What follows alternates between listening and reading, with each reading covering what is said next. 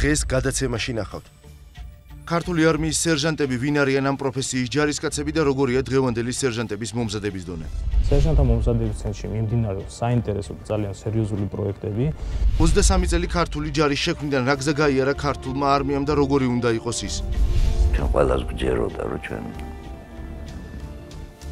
ყოველთვის გავემარჯვებთ. დასავლეთი რუსეთთან სამხედრო სფეროში თანამშრომლობას წყვეტ შეჩერებულია რამდენიმე კონტრაქტი, მათ შორის ცნობილი მისტრალის. ამ პროექტების შეჩერება გარკვეულწილად იმოქმედებს, რა თქმა უნდა.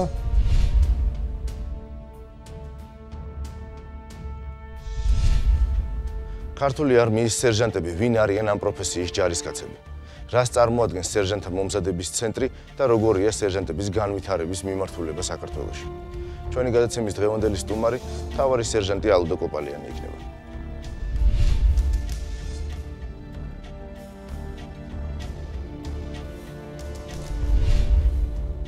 ბატონო, პირველ რიგში ულმესი მადლობა რომ გამონახეთ დრო. საინტერესო არის, რადგან მოსახლეობის დიდი ნაწილს არ აქვს ზუსტი ინფორმაცია თუ რას წარმოადგენს სერჟანტთა მომზადების სკოლა. რა არის ეს ინსტიტუცია? პირიქით, მადლობა თქვენ რომ მოგვიწვიეთ.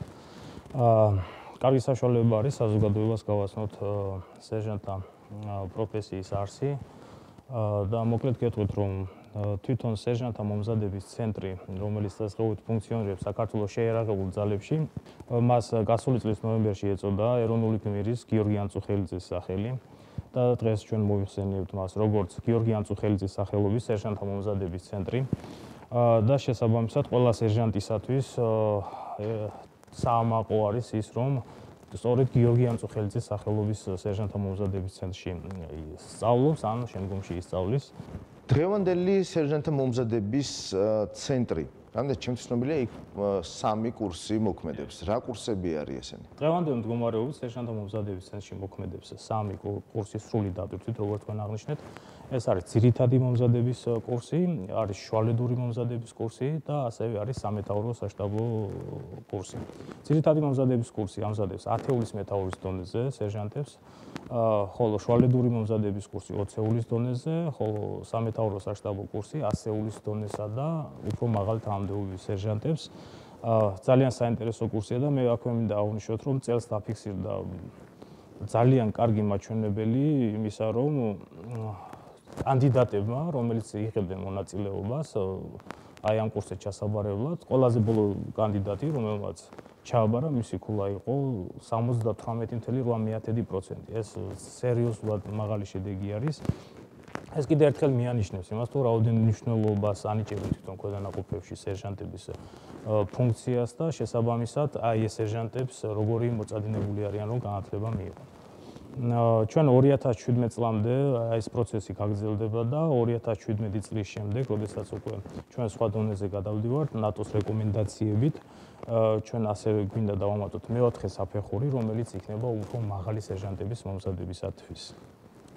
რას გულისხმობს თვითონ და როგორი არის მექანიზმი სერჟანტთა შერჩევის? ანუ ეს არის ცენტრის მიერ გარკვეული რაოდენობის მოთხოვნა, თუ ეს არის ქვედანაყოფების მხრიდან, ქვედანაყოფების მეთაურების მხრიდან კონკრეტული სერჟანტებისთვის რეკომენდაციების გაწევა და შემდეგ გამოგზავნა.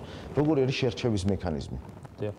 შერჩევის მექანიზმს წინ უძღვის ისეთი პროცესი, როგორიც არის სერჟანტთა სამხედრო პროფესიული განათლებისა და კარიერული განვითარების კონცეფციის არსებობა, რომელიც ითვალისწინებს თითოეული სერჟანტისათვის თუ რა გზა უნდა გაიაროს, რომ დაწინაურდეს და ამა თუ იმ თანამდებობაზე დაინიშნოს.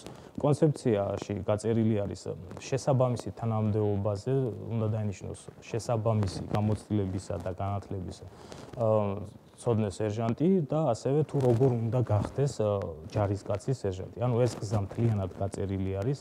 შესაბამისად, კონცეფციის თანახმად მეთაურები ვაკანტურ თანამდებობებზე დასანიშნად, ან განათლების მისაღებად წარმოადგენენ n რაოდენობის, რამდენიც მათ სჭირდებათ ქვედანაყოფში. ყველა შეუძლია ამაში მონაწილეობა მიიღოს, მაგრამ ამ შემთხვევაში სერჟანტთა მომზადების ცენტრში არის ასე ვთქვათ კვოტა. მაგალითად, თუ კი ჩვენ გვაქვს საშუალება მივიღოთ 100 სტუდენტი, ანუ კანდიდატი და გვეყოლება 300 კანდიდატი ამისათვის ქვედანაყოფიდან გამოგზავნილი, საუკეთესო 100 მიიღებს რეიტინგის მიხედვით საუკეთესო 100 ჩაირიცხება და შემდეგი ვინც დარჩება უკვე შემდგომში ჩაირიცხება. შერჩევა ხდება სამხედრო ტესტით და ფიზიკური მომზადების საფუძველზე და ამავე დროს მეთაურის რეკომენდაციით. ანუ რაღაცა ელექტრონული ვერსია მუშავდება, რომელიც აჯამებს მათ მონაცემებს და ამის შემდეგ ხდება გაწყვეტილება, ხო? ანუ თუ ეს ძველი მეთოდით არის, რადგან ეს დარეკვა ხდება. ყოველად გამორიცხული არის, ჩვენ არ ვიცით სახელდაგვარები, ვინ მონაწილეობს, ჩვენ მათ აქვთ ნომრები და ნომრების მიხედვით ენიჭებათ ასე და ესა თუ ის ქულა. აგრეთვე ყველა კანდიდატს შეუძლია ნახოს თავისი, ანუ გამოცდების დამთავრების შემდეგ თავისი შედეგი, თუ რას გასცა სწორად პასუხი და რას არ გასცა სწორად პასუხი. ეს თავისთავად გამორიცხავს იმას, რომ ვინმე ვთქვათ ისარგებლოს სუბიექტური მიდგომით ან ასე შემდეგ, მაგრამ ყველაფერი არის დამოკიდებული თვითონ თავის თავზე. რეფორმირების პროცესი, რომელიც აგერ უკვე 22 წელია გრძელდება შეიარაღებულ ძალებში, მორიგ ფაზაზე გადადის, როდესაც სტრუქტურებში გარკვეული უჯრედები იქმნება. სერჟანტთა მომზადების სკოლა უზრუნველყოფს თუ არა ყველა სახეობას ან ყველა გვარეობას თავისი კადრებით და როგორი არის, რამდენად ჩდება თვითონ სერჟანტთა მომზადების ცენტრი მთელ შეიარაღებულ ძალების რეფორმირების პროცესში? მოგახსენებთ, დავიწყოთ თვითონ ცენტრით. მე მინდა სიხარულით აღვნიშნო ის ფაქტი, რომ სერჟანტთა მომზადების ცენტრს დღეს აქვს თავისი დისლოკაციის ადგილი, რაც აქამდე ძალიან მტკივნეული თემა იყო ჩვენთვის, იმიტომ რომ სხვადასხვა შეიარაღებული ძალების სხვადასხვა ნაწილებში ყავდა კურსები განთავსებული, იმიტომ რომ ჩვენ არ გვქონდა საშუალება, რომ ერთ ბაზაზე მოგვემზადებიეს ხალხი. ჩვენ შარშან თავდაცვის მინისტრმა მიიღო გადაწყვეტილება და სერჟანტთა მომზადების ცენტრი დაფუძნდა უკვე თავის მუდმივ დისლოკაციის ადგილზე. სერჟანტთა მომზადების ცენტრში მიმდინარეობს საინტერესო და ძალიან სერიოზული პროექტები. ჩვენ ვფიქრობთ, რომ არა მარტო ჩვენთვის, ანუ საქართველოს შეიარაღებული ძალებისათვის იქნება ეს ცენტრი მნიშვნელოვანი, არამედ ჩვენი უცხოელი პარტნიორებისათვის, რომლებიც აქ ჩამოვლენ, დაგვეხმარებიან და ასე შემდეგ. ანუ იმ ეტაპზე, როდესაც ჩვენ შეგვიძლია მოვამზადოთ შეიარაღებული ძალებისათვის გარკვეული რაოდენობა სერჟანტების, ჩვენ მოვიცავთ სრულიად ყველა შეიარაღებული ძალების ყველა გვარეობის წარმომადგენლებს. კიდევ ერთხელ ვამბობ, რომ შეიარაღებული ძალებისათვის სერჟანტთა მომზადების ცენტრი არის ერთადერთი ინსტიტუციური ბაზა სერჟანტებისათვის, სადაც მათ შეუძლიათ მიიღონ სამხედრო პროფესიული განათლება. და ბოლოს საკმაოდ საინტერესო იყო ამერიკის შეერთებული შტატების ევროპული ძალების მთავარი სერჟანტის ჩამოსვლა საქართველოშიც და რამდენიც მე ვიცი იგეგმება კიდევაც ერთგვარი კონფერენცია სხვადასხვა ქვეყნის მთავარი სერჟანტების მონაწილეობით. იქნება გითხრათ დეტალურად რა ხდება? ვიდრე უშუალოდ აი ამ თემას შევეხებოდი, ასევე მინდა ერთ უნიკალურ მოვლენას გაუწვა ხაზი ჩვენ შეიარაღებულ ძალებში. მისი უნიკალურობა მდგომარეობს იმაში, რომ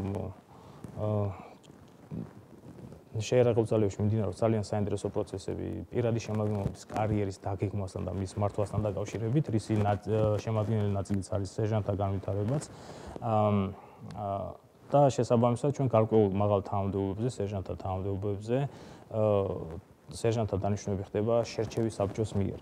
ანუ ეს გამორიცხავს ყოველგვარ სუბიექტურ მიდგომას და ყველას აძლევს ერთნაირ შესაძლებლობას იმისა, მიუხედავად იმისა, მას ყავს მეგობარი ან ნაცნობი შეიარაღებულ ძალებში თუ არა, ყველას აქვს თანაბარი შანსი მისი წარმატების შემთხვევაში დაწინაურდეს და წინ წავიდეს.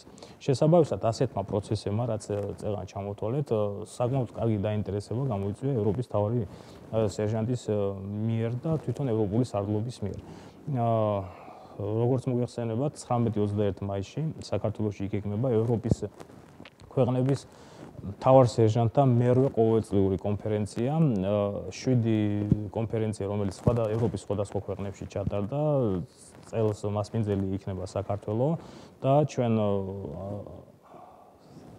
ჩვენს შემოქმედებას, ასე ვთქვათ, ჩვენს წარმატებას გაუზიარებთ ჩვენს კოლეგებს, ასევე ისინიც გაუზიარებენ წარმატებას და ეს ჩვენთვის მნიშვნელოვანი იქნება და თუნდაც იმიტომ იქნება მნიშვნელოვანი, რომ ეს არათუ საქართველოში, რეგიონში მსგავსი ღონისძიება, მსგავსი კონფერენცია სერჟანტების დონეზე ჯერ არ ჩატარებულა. შესაბამისად ძალიან დიდი მხარდაჭერა გვაქვს თავდაცვის მინისტრის გენერალური შტაბის უფროსისაგან, რომლებიც აი განსაკუთრებულად ყურადღების არიან ჩვენს მიმართ განწყობილი და ჩვენს იმედებს გავამართლებთ. კეთილი, დიდი მადლობა, რომ გამონახეთ დრო. რამდენიმე წუთში ნახავთ. 23 წელი ქართული ჯარის შექმნიდან რა გზა გაიარა ქართულმა არმიამ და როგორი უნდა იყოს ის? ჩვენ ყველას გვჯეროდა, რომ ჩვენ ყოველთვის გავემარჯვებთ. დასავლეთი რუსეთთან სამხედრო სფეროში თანამშრომლობას წყვეტ შეჩერებულია რამდენიმე კონტრაქტი, მათ შორის ცნობილი მისტრალის. ამ პროექტების შეჩერება გარკვეულწილად იმოქმედებს, რა თქმა უნდა.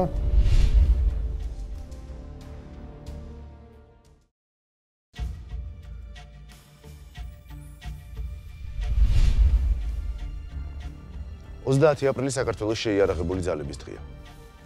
ზუსტად 23 წლის წინ, 1991 წლის 30 აპრილს შეიქმნა საქართველოს შეიარაღებული ძალები და ამ დღის ათვლა დაიწყო პირველი გაწვევიდა. რა გზა გაიარა 23 წლის განმავლობაში ქართულმა ჯარმა ჩვენი გადაცემიდან შეიტყო.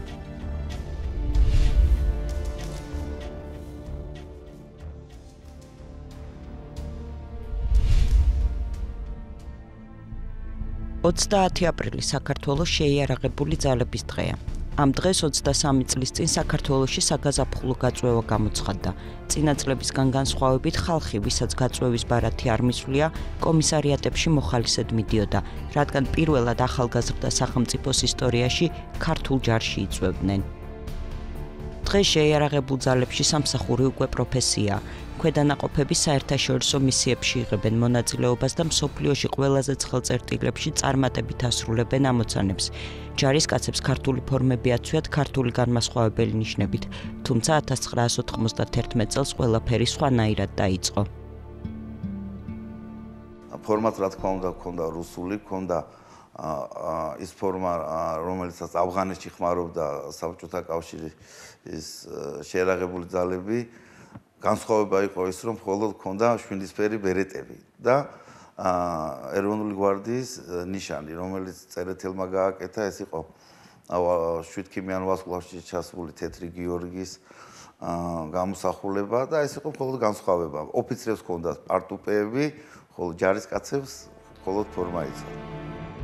მაშინ ეროვნულმა თვითშეგნებამ და თავისუფლების სურვილმა ბევრი სხვადასხვა პროფესიის ადამიანი გააერთიანა. ის ვისთვისაც ჯარი საბჭოთა კავშირში არჩევანი არ ყოფილა, უყოყმანოდ ანებებდა თავს სამოქალაქო ცხოვრებას და ფორმას იწმევდა.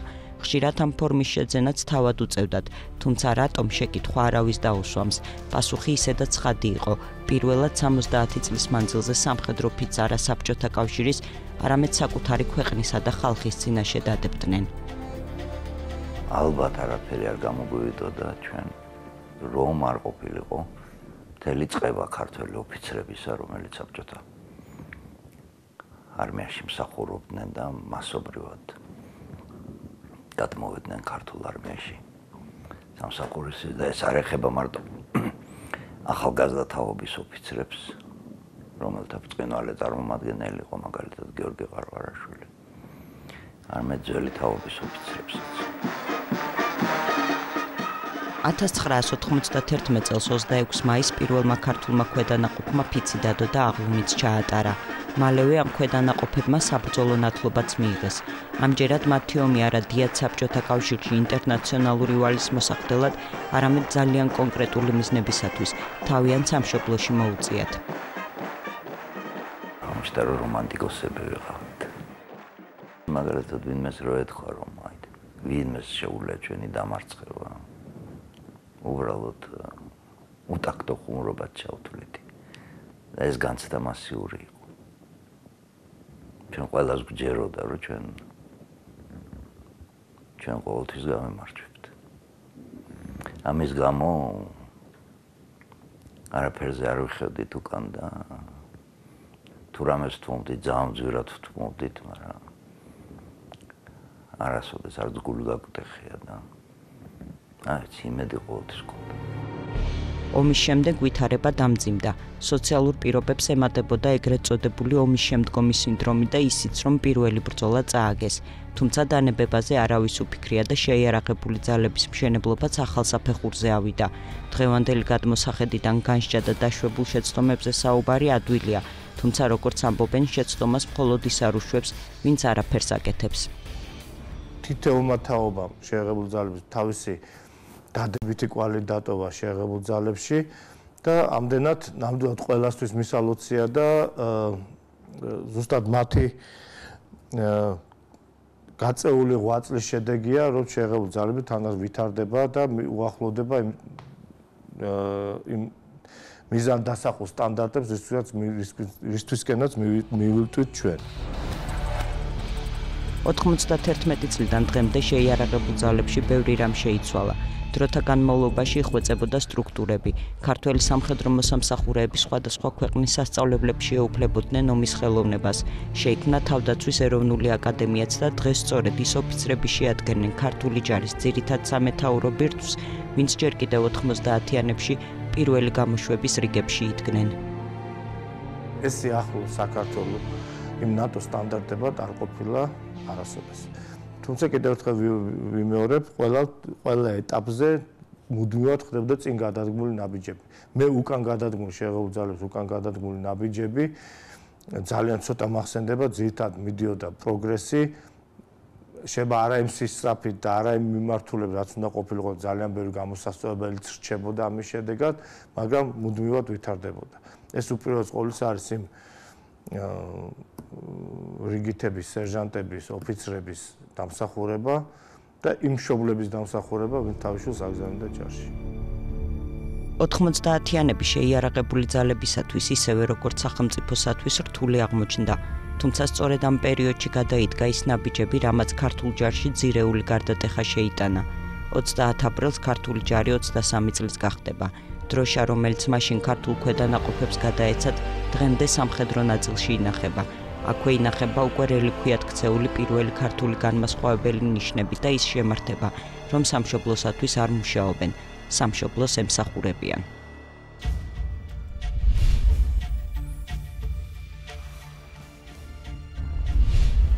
დასავლეთი რუსეთთან სამხედრო თანამშრომლობას წყვეტს. შეჩერებულია და გაყინულია რამდენიმე კონტრაქტი, მათ შორის ცნობილი მისტრალის. თუ რა გახდა ამ პროექტების გაყინვის მიზეზი დასავლეთის მხრიდან, ჩვენი გადაცემიდან შეიტყვით.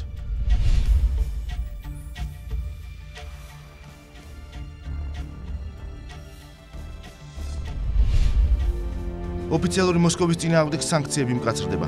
რუსეთი შესაძლოა დასავლური სამხედრო ტექნოლოგიების გარეშე დარჩეს. ყირიმის ოკუპაციისა და აღმოსავლეთ უკრაინაში კრემლის აგრესიული ქმედებების ფონზე დასავლურ ქვეყნებში დღის წესრიგში დადგა რუსეთისთვის მთელი რიგი ეკონომიკური, პოლიტიკური და სამხედრო ტექნიკური სანქციების დაწესება. თავის მხრივ ჩრდილოატლანტიკურმა ალიანსმა რუსეთთან ყველანაირი სამხედრო და სამხედრო სამოქალაქო ურთიერთობები შეაჩერა. სანქციათა ერთიანი პაკეტი მოსკოვის სამომავლო გეგმებზე მნიშვნელოვან გავლენას იქონიებს.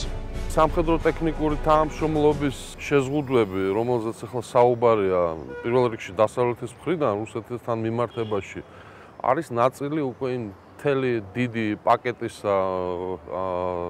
სანქციების და ზემოქმედების ზომების, რომელსაც დასავლეთი განიხილავს და უკვე ეტაპობრივად ახორციელებს რუსეთის მიმართ. 2011 წლიდან რუსეთი სერიოზულად დაინტერესდა დასავლური შეიარაღებით. ეს ძირითადად ეხებოდა ელექტრონულ მაკომპლექტებლებს, ცეცხლის მართვის, ოპტიკური დაკვირვებისა და ნავიგაციის სისტემებს. ანუ იმას, რაშიც დასავლეთს ყოველთვის ჩამორჩებოდა ჯერ საბჭოთა კავშირი, შემდეგ კი რუსეთი. რუსეთს ახლა რო ვთქვა, რომ ძალიან დიდი მასშტაბის პროექტები მაინდა-მაინც არ აქვს ამ დასავლეთის ქვეყნებთან, მაგრამ გარკვეულწილად ეს მისთვის მნიშვნელოვანი იყო იმ კუთხით, რომ ძირითადად რუსებს აინტერესებთ ის დასავლური ტექნოლოგიები, რასაც იყენებენ, თქვათ, ტანკმშენებლობაში, თათსასროლ იარაღში, კომპიუტერულ ტექნოლოგიებში, აგრეთვე გემთმშენებლობაში, ავიაციაში და ასე შემდეგ. ბოლო წლების განმავლობაში გაფორმდა და განხორციელდა რამდენიმე საკმაოდ მსხვილი კონტრაქტი. მათ შორის იყო იტალიურ-რუსული ლიცენზირებული დაჯავშნული საარმიო ავტომობილები, ივეკო რისი. ფრანგული ცეცხლის მართვის სისტემებით და სითბო ვიზორებით აღიჭურვა T-72 და T-90 ტიპის მოდერნიზებული ტანკები. შეძენილი იყო საკმაოდ დიდი რაოდენობით სხვადასხვა ტიპის ებრაული წარმოების უპილოტო საფრენი აპარატები. სადესანტო და სპეცდანიშნულების ჯარების შეიარაღებაში შევიდა ამერიკული, გერმანული და ავსტრიული წარმოების პისტოლეტები, ავტომატური და სნაიპერული შაშხანები. სახელმწიფო კომპანიებისგან განსხვავებით გერმანული ტანკმშენებელი კომპანია Rheinmetall-ის თანამშრომლები დღემდე აქტიურად არიან ჩართული რუსეთში სპეციალური სატანკო სასწავლო პოლიგონების მოწყობაში და ადგილობრივი სპეციალისტების მომზადებაში. საუბარი იყო გამოცდების მიზნით გერმანული წარმოების Leopard 2 ტიპის ულტრათანამედროვე ტანკის შეძენაზეც. მრავალი პროექტი არის ესეთი, რომელიც აი რუსეთს ჰქონდა დაწყებული. ერთ-ერთი არის თქო ჯავშან ავტომობილების წარმოება, ეს იტალიური კომპანია Iveco-სთან და რუსებმა იტალიური აგრეგატებისა და კვანძების საფუძველზე დაამზადეს თავიანთი ჯავშან ავტომობილები, რისები. გარდა ამისა, იტალიელებმა აქ ჩამოიტანეს თვითმოვალი საარტილერიო სისტემა Centauro, რომელიც აი გამოცდებს გადიოდა და დაიწუნეს. არის კიდე თანამშრომლობა ცეცხლსასროლ იარაღში ავსტრიულ კომპანიებთან, იტალიურ კომპანიებთან, აგრეთვე ჯავშნის წარმოებაში გერმანიის ფედერაციულ რესპუბლიკასთან.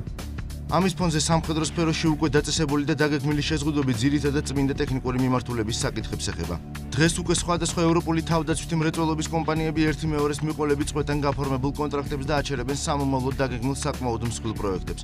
აპრილის დასაწყისში შვედური კომპანია Volvo გამოეთიშა კონტრაქტს, რომელიც ფრანგულ კომპანია Renault-თან და რუსულ ტანკმშენებელ კომპანია Uralvagonmshenთან ერთად ითვალისწინებდა პერსპექტიული ბორბლებიანი ქვეითა საბრძოლო მანქანა ატომის სერიულ გამოშვებას. ჯავშან მანქანა პირველად 2013 წელს გამოჩნდა და სერიულად წარმოების შემთხვევაში შესაძლებელი იქნებოდა მსხვილი საექსპორტო პროდუქტი გამხდარიყო. კითხვის ნიშნის ქვეშ დადგა საფრანგეთის მიერ რუსეთისთვის თანამედროვე სადესანტო შვეულფრემზილის მისტრალის მიწოდების საკითხიც.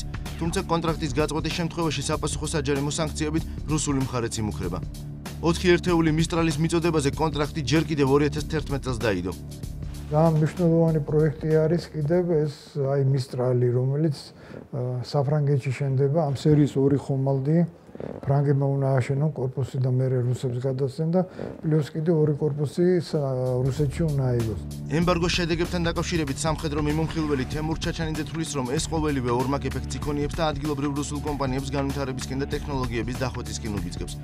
აი ამ პროექტების შეჩერება გარკვეულწილად იმოქმედებს, რა თქმა უნდა, რუსეთის გეგმებზე, მაგრამ ეხლა რო ვთქვათ, რომ ეს რაღაც კატასტროფული შედეგები ექნება, ნამდვილად ასე არ ექნება და ალბათ გარკვეულად სტიმულსაც მისცემს, რომ თავისი წარმოება განავითაროს. უკრაინის ტერიტორიების ანექსიის ფონზე სამხედრო ტექნიკური თანამშრომლობა თითქმის მთლიანად შეჩერებულია რუსეთსა და უკრაინას შორის. ეს კი პრაქტიკულად რუსეთის შეიარაღებული ძალებისთვის ბევრად უფრო მძიმე შედეგის მომტანი იქნება, ვიდრე დასავლური სანქციები. საქმე იმაშია, რომ დღეისათვის რუსეთის არმიის შეიარაღებაში მყოფი საკმაოდ დიდი რაოდენობის ტექნიკისა და საფრენი აპარატების გამართულ მდგომარეობაში შენახვა დიდწილად უკრაინიდან მიწოდებულ მაკომპლექტებელ ნაწილებზეა დამოკიდებული. ასევე მხოლოდ უკრაინის მიერ იწარმოება ანტონოვის ტიპის სხვადასხვა მოდიფიკაციის მძიმე სატრანსპორტო თვითმფრინავების მაკომპლექტებელი ნაწილები და ძრავები. მსგავსი თვითმფრინავები რუსეთის საჰაერო ძალებს რამდენიმე ასეული ჰყავს. პრაქტიკულად ყველა შვეულმფრენი, რომელიც რუსეთს ყავს და ყიდის საერთაშორისო ბაზარზე, არის უკრაინული მოტორსიჩის ძრავებით, რომელიც ზაპოროჟიეს რაიონშია განლაგებული. უკრაინაში იწარმოება ასევე საზღვაო ხომალდებისთვის განკუთვნილი აერტურბინული ძრავებიც, რომელსაც რუსეთის შემდეგ საკუთარი კონსტრუქციის ხომალდებზე აყენებს. ასევე უკრაინელ სპეციალისტებზეა დამოკიდებული რუსეთის სტრატეგიული ჯარების სიამაყე. თავის კლასში მსოფლიოში უდიდესი SS-18 სატანას ტიპის კონტინენტშორისი ბალისტიკური რაკეტების საბრძოლო მდგომარეობაში შენახვა. მათ სარეგლამენტო ტექნიკურ მომსახურებას საბჭოთა კავშირის პერიოდიდან მოყოლებული დნეპროპეტროვსკის სარაკეტო ქარხანა ახორციელებს. უკრაინას მნიშვნელოვანი კავშირები აქვს რუსეთთან. ეს შეეხება საავიაციო ძრავების წარმოებას, ეს შეეხება ბალისტიკური რაკეტების წარმოებას, თვითმფრინავების და ასე შემდეგ. ეხლა რა თქმა უნდა ეს კავშირები ალბათ შეჩერდება და გარკვეულწილად რუსეთისთვის დარტყმაც იქნება, მაგრამ მეორე მხარეს უნდა გავითვალისწინოთ, რომ უკრაინასაც შეექმნება ალბათ პრობლემები, რომ აი ეს თავისი ძრავები, თავისი თვითმფრინავები იქნება თუ რაკეტული ნაწარმი სადღაც გაყიდოს. მკვლევარების შეფასებით დასავლური ემბარგო რუსული არმიის გადაიარაღების პროცესზე მნიშვნელოვნად უარყოფითად იმოქმედებს და დანაკლისის შესავსებად რამდენიმე წელი და ძალიან სერიოზული ინვესტიცია დასჭირდება.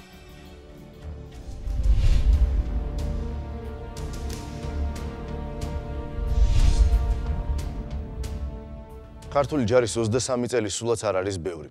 ამ დროის განმავლობაში ქართულ არმიას მრავალი გამოწვევა ჰქონდა. მათ შორის რამდენიმე საბრძოლო მოქმედება უშუალოდ ქვეყნის შიგნით. გარდა ამისა, ქართული ქვედანაყოფები იმყოფებიან ქვეყნის ფარგლებს გარეთაც, დაწყებული კოსოვოდან დასრულებული ავღანეთით. წინ კი კვლავაც ბევრი გამოწვევაა. ჩვენ ულოცავთ ქართულ ჯარს იუბილეს და მას გამარჯვებას უსურვებთ.